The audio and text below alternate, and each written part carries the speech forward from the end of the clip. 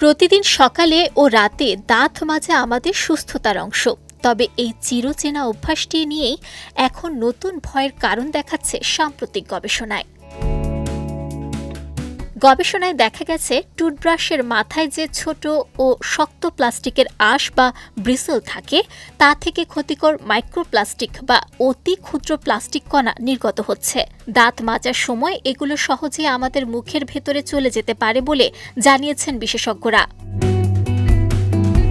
বাজারের বেশিরভাগ টুথব্রাশের ব্রিসল তৈরি হয় খনিজ তেল ভিত্তিক নাইলন দিয়ে।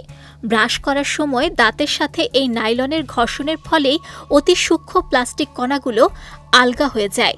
গবেষণার হিসাব অনুযায়ী মাত্র একবার দাঁত মাজলেই ব্রাশ থেকে প্রায় ৩০ থেকে ১২০টি মাইক্রোপ্লাস্টিক কণা বের হতে পারে। এই হিসেবে একটি টুথব্রাশ থেকে বছরে প্রায় ২৩ লাখ প্লাস্টিক কণা ছড়ানোর আশঙ্কা রয়েছে।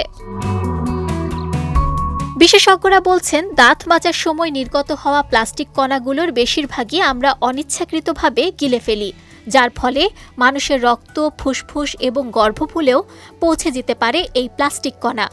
এমনকি ২০২৪ সালের একটি ল্যান্ডমার্ক গবেষণায় মানুষের ধমনীতে জমে থাকা চর্বির স্তরেও মাইক্রোপ্লাস্টিকের উপস্থিতি শনাক্ত হয়েছে।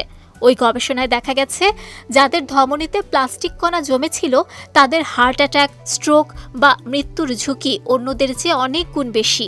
তবে টুথব্রাশ থেকে আসা প্লাস্টিক কণা এই মারাত্মক ঝুঁকির জন্য এককভাবে কতটা দায়ী তা নিশ্চিত হতে বিজ্ঞানীদের আরও পরীক্ষা নিরীক্ষা প্রয়োজন।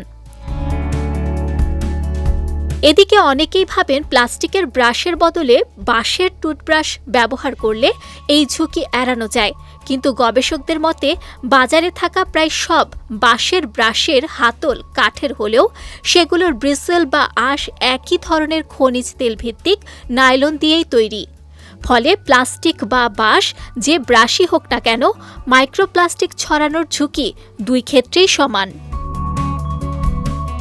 বিশেষজ্ঞরা বলছেন, টুথব্রাশের মাইক্রোপ্লাস্টিক নিয়ে এখনই আতঙ্কিত হয়ে পড়ার কিছু নেই। তবে আমরা প্রতিদিন কী ধরনের উপাদান দিয়ে তৈরি টুথব্রাশ ব্যবহার করছি সে বিষয়ে সচেতন হওয়াটা জরুরি।